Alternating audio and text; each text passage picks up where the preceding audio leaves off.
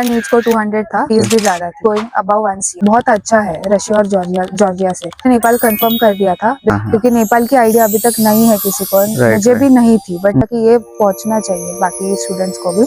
अगर हमको लगता ही नहीं कि हम इंडिया में हैं। हमने खुद 3 दिन खाना खाया है यहाँ पर। No money exchange headache.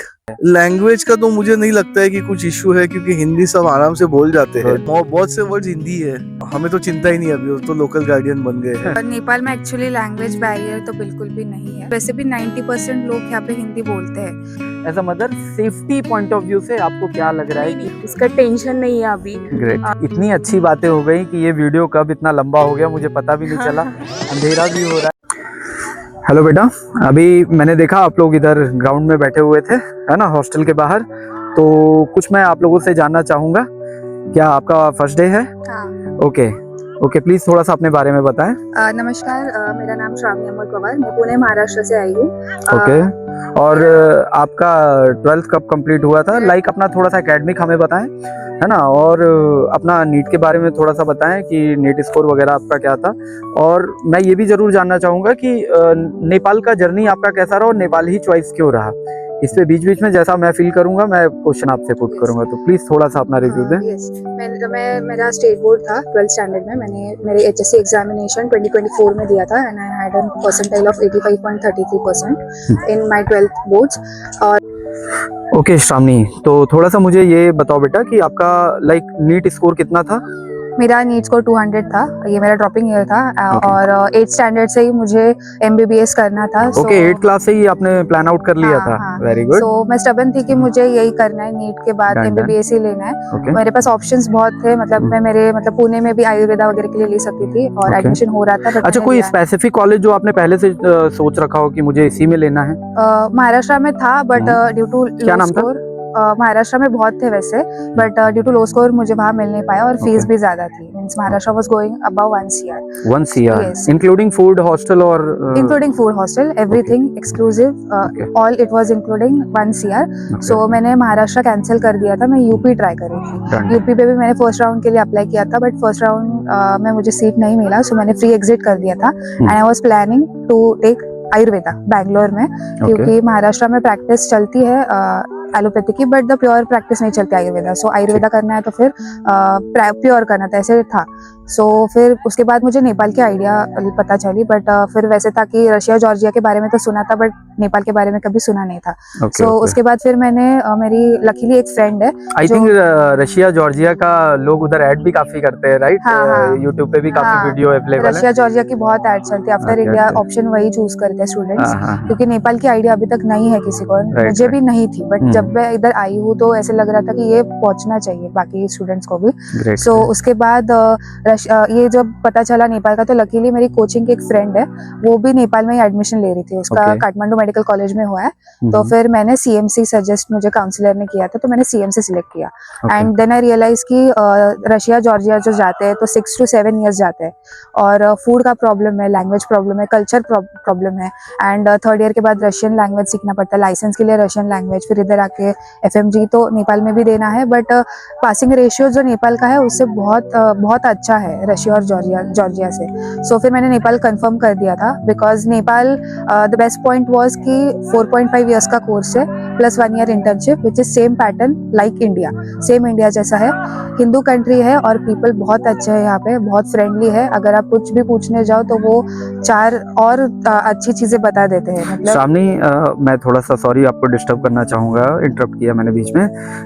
बेटा मैं लिटरली ये बोलूंगा, आई थिंक आपने ये सच में आपका सपना था। रीजन इज दैट कि जिस तरह से आप बात कर रहे हो, ये नो डाउट आपने इस पे रिसर्च बहुत किया है। मुझे शायद ये इनमें से कुछ कॉमन क्वेश्चन अभी मैं आपसे पूछता, लेकिन आपने वो कुछ चीजें मुझे पहले ही बड़े अच्छे तरीके से बहुत शॉर्ट टाइम में आपने डिस्क्राइब किया, तो thank you so much for that. Okay, मैं थोड़ा सा ये जानना चाहूंगा, क्योंकि देखो अभी आप यंग एज हो, राइट? अभी आप इधर आए हो, हर किसी की पढ़ाई, चलो ठीक है, ये आपका ड्रीम है, लेकिन साथ में ये भी एक ख्वाहिश होती है हर किसी की कि हमारा लाइफ स्टाइल कैसा रहेगा उधर, है कैसे फ्रेंड मिलेंगे, कैसे लोग। ऑब्वियसली फ्रेंड भी हम तभी अच्छे बना पाएंगे जब वहाँ के लोग अच्छे होंगे, राइट? तो थोड़ा सा इस पे आप प्लीज मुझे बताएं।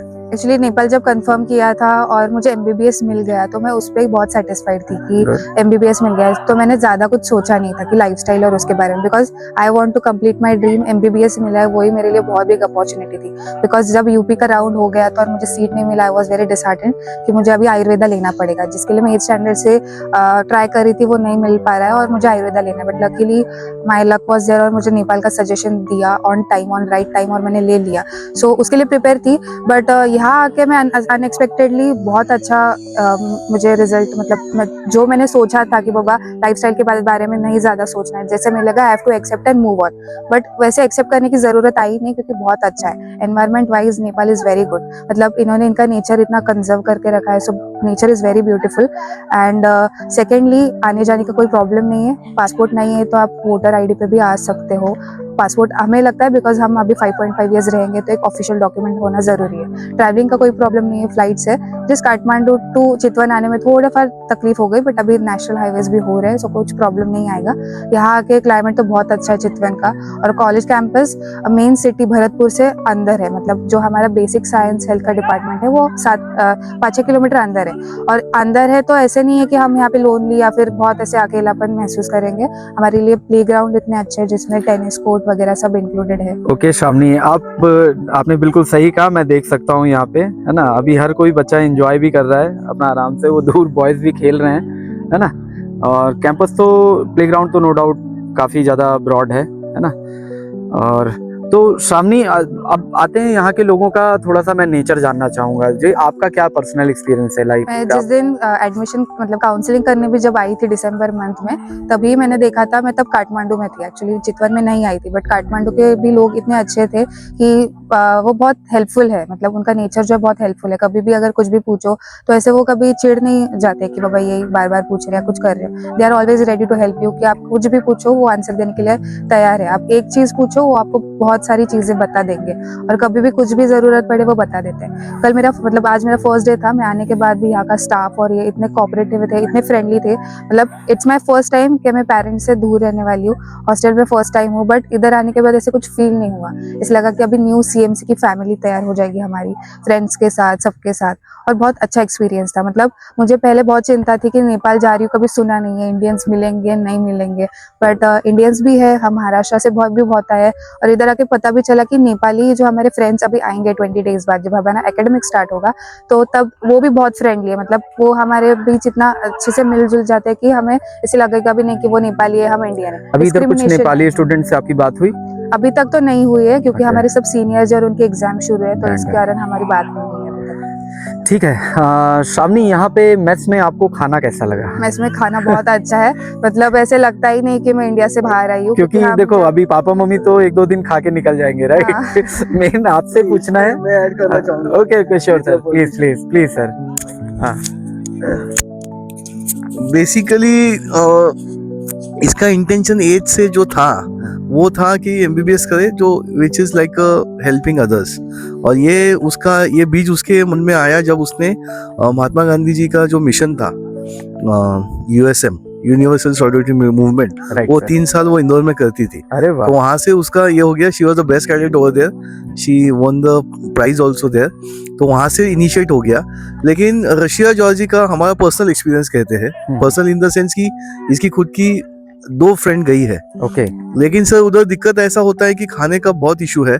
आप बिलीव नहीं करेंगे, ये सच है कि उसने 10 वेजिटेरियन और non vegetarian? She is vegetarian and that she is a Krishna follower. तो गले में तुलसी की माला है, बहुत स्ट्रिक्ट है, इवन कांदा लहसुन भी नहीं खाती है। तो उसका तो 10 किलो वजन कम हो गया है। तो ये देख, और दूसरा है कि रशिया जॉर्जिया में वो फीस आपको बताते हैं कम है, लेकिन हमारा पर्सनल एक्सपीरियंस ऐसा है, वो जो फीस होता है वो ऑन डेट जो आपका डॉलर का प्राइस होगा वैसा होगा। तो कोई आपको XYZ बताए तो वो PQRS होने वाला है। राइट। दूसरा कोल्डर कंट्री है, तो इसका लिमिटेशन था थोड़ा नेजल का, इसको थोड़ा रेस्पिरेटरी इश्यूज है, इस कारण हम नहीं सोच रहे थे। और दूसरा हम नॉनवेज है, लेकिन वो स्ट्रॉन्ग नॉनवेज नहीं है। राइट। तो दिक्कत तो खाने की तो पहला चैलेंज आने ही वाला था।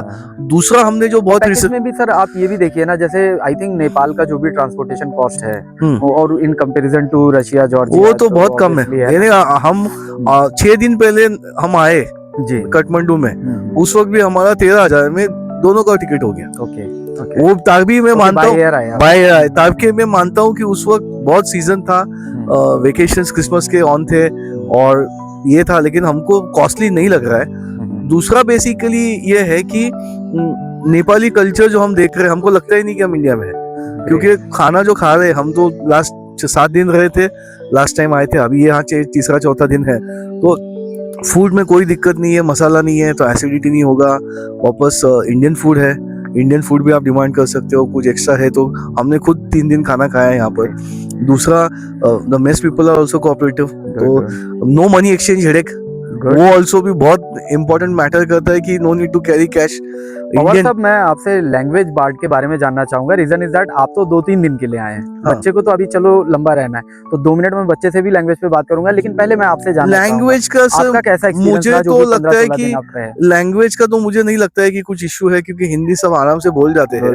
और थोड़ा सा मुझे लगता है कि अगर आप इंटीरियर में हो और जहाँ पर ज्यादा हिंदी प्रिवेलेंट नहीं है, लेकिन उनको भी थोड़ा टूटा फूटा समझ में आता है, हमको भी टूटा फूटा समझ में आ रहा है, क्योंकि बहुत से वर्ड्स हिंदी है और वो तो समझ में आ रहा है। दूसरा, कॉलेज प्रशासन या एडमिनिस्ट्रेशन से हमको बहुत मदद हुई, जिसका हम कहेंगे कि भगवान का हम शुक्र अदा करेंगे कि इन्होंने हमको बहुत इजीली ऑन बोर्ड लिया है। स्पेशली पांडे सर ने तो हमें तो चिंता ही नहीं, अभी वो तो लोकल गार्डियन बन गए हैं। और सो मच सर। हाँ, और दूसरा, not for just job, Pandey sir job ही नहीं कर रहे, लेकिन वो बियॉन्ड जॉब कुछ कर रहे हैं, जिससे हमारा जो कहते हैं कि जो डाउट, शशांक था या कुछ मन में कुछ झिझक थी, वो पूरी जीरो हो गई है। 30 के 30 बच्चे का नाम उनको पता है, उनके फादर का नाम पता है, और बच्चे उन्होंने ट्यून कर दिए हैं। तो मुझे नहीं लगता है जर्नी इजी होगी, टफ होगी, ये तो इजी हो गई ऑलमोस्ट, क्योंकि half done is almost finish. बाकी तो लैंग्वेज का तो मुझे बैरियर नहीं लगता है, मनी एक्सचेंज का बैरियर नहीं लगता है, फूड का बैरियर नहीं लगता है, ट्रांसपोर्टेशन का बैरियर नहीं लगता है। तो and at any point of time आप कनेक्टिविटी, आई थिंक 1 साल में तो काठमांडू से चितवन 2 घंटे में पहुंच सकते हैं, इतना अच्छा रोड बन रहा है। Means as a parent at last आपकी जो एक फाइट थी वो बहुत इजी वे में एंड हुई, राइट? एंड हुई बच्चे की फाइट जो है वो स्टार्ट हो गई है। और मैं तो ये कहूंगा बेटा, MBBS जर्नी है तो बहुत बहुत बहुत मेहनत करनी है आपको, है ना। ये जो क्वेश्चन आपके पापा से किया मैंने, क्योंकि लैंग्वेज एक बहुत बड़ा बैरियर साबित हो सकता है इतनी लंबी जर्नी में, तो मैं थोड़ा सा ये जानना चाहूंगा। मैं ये नहीं कहना चाहूंगा आप किसी और का रिव्यू शेयर करिए, आप प्रैक्टिकली जितने दिन से नेपाल में हैं, आप क्योंकि वहाँ आप रेस्टोरेंट्स गए होंगे, आप शॉप्स पे गए होंगे, आप कॉलेज में लोगों से मिले होंगे, एडमिनिस्ट्रेशन में मिले होंगे, हॉस्पिटल गए होंगे, तो मैं थोड़ा सा ये जानना चाहूँगा कि लैंग्वेज वाकई में क्या एक बैरियर लगा आपको, या आपने अभी आई थिंक 1-2 क्लास भी ली हैं, तो प्लीज थोड़ा सा उस पर रिव्यू दें। नेपाल में एक्चुअली लैंग्वेज बैरियर तो बिल्कुल भी नहीं है, क्योंकि 90% लोग यहाँ पे हिंदी बोलते हैं और नेपाली भी बहुत अच्छे से समझ में आती है, because it's a combination of Hindi, Marathi as well. मैं पुणे से बिलोंग करती हूँ, तो मुझे वो थोड़ा बहुत वैसे भी साउंड करता है, और बहुत से वर्ड सिमिलर है, सो कोई बैरियर तो आता नहीं। और वैसे भी 90% लोग यहाँ पे हिंदी बोलते हैं। CMC has taken a good initiative, हमारे कॉलेज ने हमारे लिए मेन एकेडमिक स्टार्ट होने से पहले नेपाली लैंग्वेज क्लासेस अरेंज किए हैं हमारे लिए, बिकॉज ऐसे नहीं कि हमें उस लैंग्वेज में हमारी एग्जाम्स देनी है, बट इसलिए क्योंकि 3rd ईयर से जब हमारी क्लिनिकल पोस्टिंग्स होगी या फिर हम जब कम्युनिटी मेडिसिन के लिए रिमोट एरियाज में जाएंगे, तो पेशेंट से हमें बोलते आना चाहिए, वो क्या बता रहे हैं वो हम समझ पाए, इसीलिए उन्होंने ये इनिशिएटिव ली है। और बहुत अच्छे से वो भी क्लासेस हो रहे हैं, मैंने 2 क्लासेस ली है, कल और आज, तो बहुत अच्छे से वो क्लासेस हो गई है। एग्जाम्स और एकेडमिक्स हमारा पूरा इंग्लिश में ही है, बट एक न्यू लैंग्वेज भी लर्न करने मिल गई। और जो कोई अभी जब हम हमारी क्लिनिकल पोस्टिंग है, फिर जब हमारा इंटर्नशिप होगा, तब फिर हम वो अच्छे से पेशेंट के साथ डील कर सकते हैं, बात करने में, मतलब जो उनकी प्रॉब्लम है एटलीस्ट हमारे साथ शेयर कर सकते हैं। सो नेपाल में लैंग्वेज बैरियर तो बिल्कुल भी नहीं है। जो नेगेटिव पॉइंट रशिया जॉर्जिया का था कि एकेडमिक्स रशियन लैंग्वेज में सीखनी पड़ती है, लाइसेंस एग्जाम रशियन में देनी पड़ती है, वो प्रॉब्लम नेपाल में नहीं है। It's same like India. Good. अच्छा, थोड़ा सा मैं ये भी जानना चाहूंगा कि 1-2 दिन अगर आपका इंटरेक्शन हो चुका है, तो लाइक मैं जानना चाहूंगा एक एग्जाम फॉर्मेट या इन सब चीजों के बारे में में, कुछ क्या आपका कुछ इससे रिलेटेड डिस्कशन हुआ अभी किसी से? एग्जाम रिलेटेड एक्चुअली कल हमारा फर्स्ट डे था, तो नेपाली क्लासेस और ऑफिशियली IBMS के क्लासेस, मतलब जस्ट एनाटॉमी और बाकी सब्जेक्ट्स के जो हमारे प्रोफेसर्स हैं वो आके हमारे साथ उन्होंने इंट्रोडक्शन दिया। सो एज पर माई क्लियरिटी, एज पर नाउ हमें जो बताया गया है कि IBMS मतलब हमारे कॉलेज में 3 इंटीग्रेटेड सिस्टम्स है, तो 3 एग्जाम्स होगी। फर्स्ट इज IBMS जो इंटीग्रेटेड बेसिक साइंस एग्जाम है, फिर आता है कॉमेट 1 और कॉमेट 2। सो उसमें IBMS में 3 सब्जेक्ट है, GC, MKS और फिर CNS। So it consist of 120 marks और उसमें से कम 60 जो है वो हमें कंपलसरी लाने हैं, एज पासिंग मार्क्स है वो। और जैसे इंडिया में जब हम नीट देते हैं तो हमारा PCB जो होना चाहिए 12 बोर्ड्स का, जैसे उसका एवरेज हम 150 लेते हैं, सेम इधर है। जस्ट ऐसे है कि अगर आप GC में 60 में से 50 लाए हो तो आप MKS या फिर CNS में आप 60 से ज़्यादा लाने चाहिए, जिसका फिगर एवरेज निकल पाए पासिंग के लिए। उसमें से 85% कंसिडरेशन किया जाता है। और फिर उसके बाद हमारा प्रेजेंटेशन वर्क जो होगा, जब हमें कॉलेज कोई असाइन करेगी कोई प्रोजेक्ट्स, तो उस प्रेजेंटेशन के अगर वी गिव आवर बेस्ट तो उसमें से हमें 6 मार्क्स मिलेंगे। हमारे अटेंडेंस मतलब हमारा अगर अटेंडेंस 95 to 100% में रहा तो हमें उसके भी 6 मार्क्स मिलेंगे। और हमारा अटेंडेंस हो गया, प्रेजेंटेशन हो गया, और क्लिनिकल जो प्रैक्टिकल्स रहेंगे हमारी, उसमें भी अगर हम परफॉर्म करते हैं अच्छे से तो हमें 16 मार्क्स, ऐसे 18 मार्क्स तो हमें कॉलेज देगा वहाँ पे। गुड। तो शामनी, जैसा कि मैंने यहाँ और भी बच्चों से जो प्रीवियस बैचेस के हैं उनसे भी मैंने रिव्यू लिया, और उनमें कहीं ना कहीं इन चीज़ को लेके थोड़ा सा एक डर भी मुझे देखने को मिला। आप मुझे एज अ स्टूडेंट प्लीज़ इस चीज़ को बताइएगा, है ना, क्योंकि ये MBBS करना आपका ड्रीम है ना, आप केवल एक कोर्स नहीं करने जा रहे हो, तो प्लीज़ मुझे थोड़ा सा सजेस्ट करिएगा, जिससे थोड़ा सा हमारे इंडियन बच्चों को भी ये चीज़, इसकी एक सही जानकारी मिल सके कि क्या वाकई में डरने लायक है चीज़ें, क्या ऐसा है? एक्चुअली जब कल हमारा फर्स्ट डे था और जब मैंने भी सुना तो डर लगा था इन द सेंस कि यहाँ पे NFT है। मतलब फर्स्ट ईयर में मुझे 6 चांस मिलेंगे to clear my subjects, and second year में 4 चांसेस मिलेंगे। If I don't clear that तो मुझे NFT लगेगा, means I am not eligible for medical education. So उस टाइम पे जब शामनी, क्या आपको कंप्लीट ये जानकारी मिली है? कंप्लीट नहीं है, ये सिर्फ हमें अनऑफिशियली जो बताई आप गई है। NFT बता रहे हो, आई थिंक चांसेस भी इनफ मिल रहे हैं आपको, राइट?